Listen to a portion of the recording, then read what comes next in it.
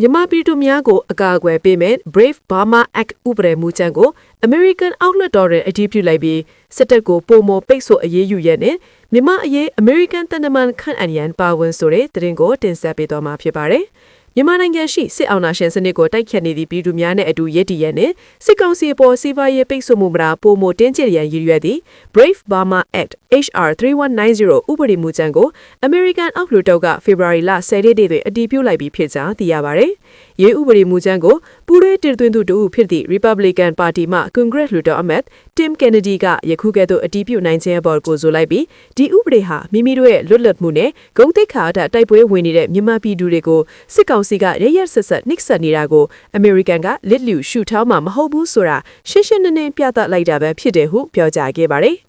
Brave Burma Act တွင်မြန်မာစစ်တပ်ကိုအချက်ရိုက်စေမဲ့အချက်ကြီးနှစ်ချက်ပါဝင်ပြီးမြန်မာစစ်တပ်နှင့်၎င်းကိုငွေကြေးထောက်ပံ့နေသည့်ကွန်ရက်များကိုပြစ်မှတ်ထားသည့်လက်ရှိပိတ်ဆို့အရေးယူမှုများကို2032ခုနှစ်အထိတက်တန်းတိုးယုံသားမကပုံမတိုးမြင့်အရေးယူရန်အကြမ်းဖက်မှုများတဲ့အသုံးပြုနေသည့်အရေးမြစ်များကိုဖျက်တောက်ရန်ရည်ရွယ်ထားတယ်ဟုသိရှိရပါတယ်။ယင်းဖြင့်မြန်မာနိုင်ငံဆိုင်ရာအထူးတန်တမန်ခန့်အပ်ရန်ပါဝင်ပြီး American သမ္မတအနေနဲ့တန်အမတ်ကြီးအဆင့်ရှိမြန်မာနိုင်ငံဆိုင်ရာအထူးတန်တမန် Special Envoy for Burma တဦးကိုခန့်အပ်ရန်ထိုအထူးတန်တမန်ကမြန်မာနိုင်ငံဆိုင်ရာအရေးနှင့်ပတ်သက်သည့်ပိတ်ဆို့အရေးယူမှုများလက်နက်ရောင်းချမှုပိတ်ပင်ခြင်းလူသားချင်းစာနာရေးဆိုင်ရာအကူအညီများနှင့်တန်တမန် US ကိစ္စရပ်များကိုတခုတည်းသောမူဝါဒအောက်မှပေါင်းတင်ချိနှိုင်းဆောင်ရွက်သွားရန်ဥပဒေမူကြမ်းတွင်ပါဝင်ကြောင်းသိရှိရပါသည်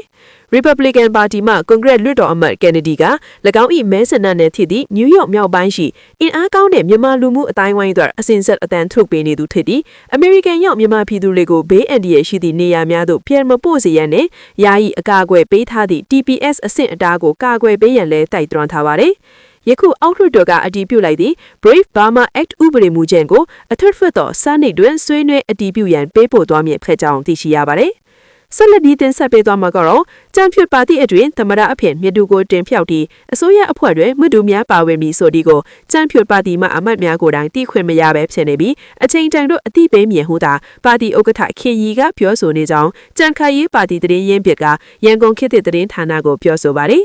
ကျန်ဖြူဥက္ကဋ္ဌခင်ရီကရန်ကုန်မန္တလေးအပါအဝင်တိုင်းနယ်တိုင်းတချို့တို့လွှဲလဲပြီးအနိုင်ရကျန်ဖြူပါတီအမတ်များနဲ့တွေ့ဆုံနေကြောင်းထို့တွေ့ဆုံပွဲများမှာအနာဂတ်သမ္မတမြတ်သူဖြစ်လာမည်ဆိုသောမေးခွန်းများကိုမေးမြန်းမှုများရှိတော်လဲတိတိကျကျဖြေဆိုခြင်းမရှိဘဲအချိန်ကန်တော့အသိခွင့်ရှိမယ်အခုတော့ပြည်သူလူထုနဲ့မဲပေးခဲ့လို့လာပြီးကျေးဇူးတင်တွေ့ဆုံတာဖြစ်တယ်ပါတီအနေနဲ့ရောအမတ်တွေအနေနဲ့ရောမရက်မနာအလုံးလုံးမယ်ဆိုတာမျိုးနဲ့မေးခွန်းဒီကိုရှောင်တယ်ဟုပြောဆိုပါရယ်ရင်းအတင်ကျန့်ဖြတ်ပါတီပဲဟောက်အလို့အမှုဆောင်ရေးဖွဲ့များအတွင်းမှာလဲတမတက်ရွေးချယ်ရေးနဲ့အစိုးရအဖွဲ့ဖွဲ့စည်းရေးအတွက်ဆွေးနွေးခွင့်မရဘဲအကျန်းဖက်စစ်ခေါင်းလေးမိတ်အောင်လိုက်ထိုင်မှအမိတ်နဲ့ညွှန်ကြားချက်ဆောင်ရွက်နေရတာပေါ့မကျေနပ်မှုများရှိနေကြောင်းသိရှိရပါတယ်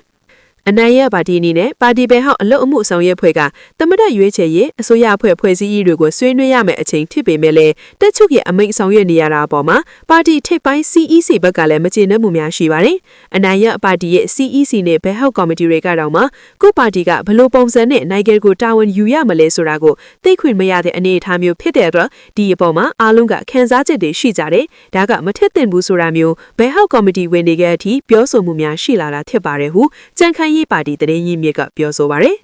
ကျန်ဖြစ်ပါတီကသမရရွေးချယ်ရေးနဲ့ပတ်သက်ပြီးပါတီတွင်အမြင်သဘောတရားကွဲလွဲမှုများရှိနေပြီးအနိုင်ရနိုင်စရာပါတီဥက္ကဋ္ဌတီအစိုးရအဖွဲ့ခေါင်းဆောင်သမရသို့မဟုတ်ဝင်ကြီးထုတ်ဖွေရမှာတာထက်တဲ့ဥပမာဆိုရင်ဥက္ကဋ္ဌကြီးဦးခင်ကြီးပေါ့သူကထုံးစံရသမရရမှာပေါ့အခုတော့တက်ချုပ်ကသမရလုတ်တယ်လို့ပြောကြတယ်ဦးညိုစောကသမရဖြစ်မယ်လို့လည်းပြောကြတယ်လွတ်တော်ခေါ်ပြီးမှနောက်နေ့သမရရွေးမယ်ဆိုမှညဘက်မှ